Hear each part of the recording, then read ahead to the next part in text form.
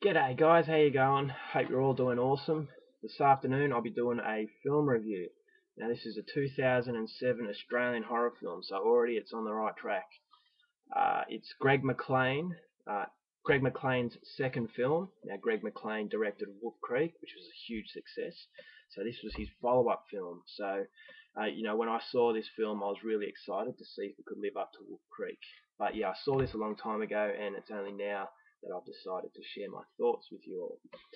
So yes, this is Rogue. Now this has an all-star cast. It has Rada Mitchell, who's off Silent Hill. John Jarrett, who played Mick Taylor in Wolf Creek, the bad guy. He plays a very different role in this one. Sam Worthington, who was off Clash of the Titans and Avatar. And Stephen Curry, who is a very famous local actor off movies like The Castle and all that sort of stuff. So yeah, an all-star cast, and yeah, basically it centres around a group of tourists in the top end of Australia, a boatload of tourists, and their tour guide, played by Rada Mitchell, takes them out on the river, and they go sightseeing, so they see all the wildlife and the scenery. And the main attraction of this tour are the saltwater crocodiles. Now, saltwater crocodiles here in Australia are known as the most dangerous, aggressive crocodiles in the world. So that was the main attraction for this boat ride. One of these there's British, American, and local sort of Australian tourists in this boat. One of these tourists is a travel writer from America, played by Michael Vartan, who was off Alias, and also had a role in the thriller 1 Hour Photo. So yeah, he's another big sort of name to add to the cast. And so yeah, he's one of these tourists. And so yeah, they go through, they see all these big crocodiles and the scenery, a really beautiful scenery, and they're about to wrap up their tour until they see these flares being shot out in the sky in the distance. And Ryder Mitchell's character basically explains to the tourists that although it's not ideal to go out to where these flares are being shot, they have to because it's Ryder Mitchell's character's job to check these things out. So reluctantly they go into Aboriginal sacred land, which Aboriginals being Australian natives. So they go into this sacred land down the river. Yeah, they know they shouldn't be there, but they have to check out what's going on.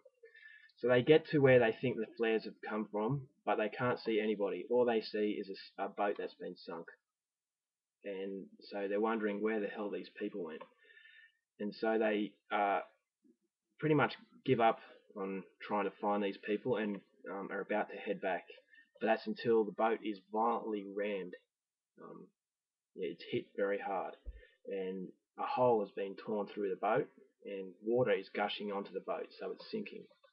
So Rada Mitchell's character basically drives the boat into this isolated little island in the middle of the river. So all the tourists, they get out, the boat is completely ruined, and they're stranded on this island. And to make matters worse, they find out that it was a massive crocodile that rammed the boat. So this very aggressive crocodile is now stalking them, pretty much circling the island. And these tourists are stuck there. And they can't radio for help, and they've got to find a way off this island. And to make matters worse, this river is a tidal river. So by late evening, this island will be underwater. So they can't exactly wait it out. They've got to find a way off this island, otherwise, they're pretty much dead. And yet this crocodile is very aggressive and will not stop. And it is a huge crocodile. Now, like Wolf Creek, this film has very good scenery. Greg McLean has a real eye for this sort of thing. He has a real talent. Once again, he kind of shows how little you are compared to nature. And that's one of the things I loved about Wolf Creek, and it's one of the things I love about this movie too. It's not only beautiful scenery, but it can also very spooky sort of scenery because of how large the area is, and how powerful it can be. The suspense in this film is second to none. I thought the suspense was absolutely, it had me on the edge of my seat. It was a really, really good ride. You don't see the crocodile for most of the film, which was really good. And when you do, when you actually see the crocodile, it doesn't actually look that bad. They say it's based on a real size of a crocodile, but I don't see how that's true. This crocodile is absolutely massive, and I think they exaggerated the size a little bit because I don't see how a crocodile could be that big. But yeah, I have seen very, very big crocodiles, but nothing like that. Anyway, yeah, so they're stuck on this island, and you can really feel the tension because slowly but surely this tide is rising, and it's through very subtle kind of camera shots. Like you see a close up of this little bug on a stick, and you see this water rising up, and the bug has to leave because the water has risen above this stick. So although it's a very little thing, it kind of builds a lot of tension because you know that very slowly this water is rising, and they're running out of time because um, yeah, this crocodile, he's angry and he isn't going to leave, and he's going to wait till high tide, and you're thinking, what the hell, what are they going to do? There's a really good scene where one of the guys at night has to swim across to well, I won't give it away, but he has to swim across this river, and that was a really painfully slow scene because, you know, it shot my nerves. Crocodiles and sharks. You can't get much creepier than that. And the fact that it was at night and you had to swim across that was really good. That the cast were good. John Jarrett, very different from his role in Wolf Creek. He played a very lonely. His wife just died and he was quite depressed, and he played a very different role. And I didn't mind the Michael Barton character. I think this was based more towards the American audience, even though it was Australian. They used miles instead of kilometres, and they had a main character who was American, and I thought the accents of the actual Australians were a little bit exaggerated. Like every second word was pretty much mate. Like, how you going, mate? Don't touch that, mate. We say mate a lot here in Australia, but not that much. So I think it was a little bit exaggerated to sell Australia to America. Well, that's my thought anyway, because it really gave that sort of feeling. Now, 3/4 of this film was absolutely fantastic, but the ending really hurt it.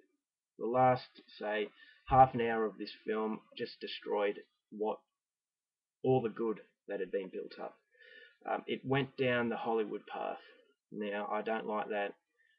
Um, yeah, I don't know if Greg McLean was a little bit worried because he copped a lot of flack for his ending in Wolf Creek. So I'm thinking maybe to satisfy the majority, he kind of went for the Hollywood ending. Um, it was a very unrealistic ending, and I was very disappointed with how it ended. I was going to give this film a really high score, but it really hurt itself at the end. Yeah, I was really, really disappointed, but 3/4 of this film was absolutely fantastic. As I said, suspense was second to none. It was the creepiest sort of feeling you could have. Crocodiles make great um, monster type villains, and yeah, I mean, I don't know why he went for the ending that he did. Wolf Creek was such a great ending, but he copped a bit of criticism for that, so I'm thinking maybe he got put off a bit. But yeah, if you want a good fun movie, get this one. It is a good film. I'm going to recommend it, but the ending hurt it. It could have been so much better than the outcome of this film. But yeah, I mean, it's certainly worth a look. It's better than most sort of creature films out there. I'm highly recommended, but yeah, it should have been a lot better than it was. The ending really let it down for me. I actually think there's another crocodile film called Blackwater. I actually prefer that over this one. This was more of a Hollywood type of film. And yeah, I mean, I don't have anything against Hollywood, but this Australian film, we should stay away from the Hollywood type of endings and all that sort of stuff. So yeah, I'd check it out. Definitely worth a look. And that's the Australian film Rogue. Alright guys, hope you enjoyed this review, and I'll see you later. Bye.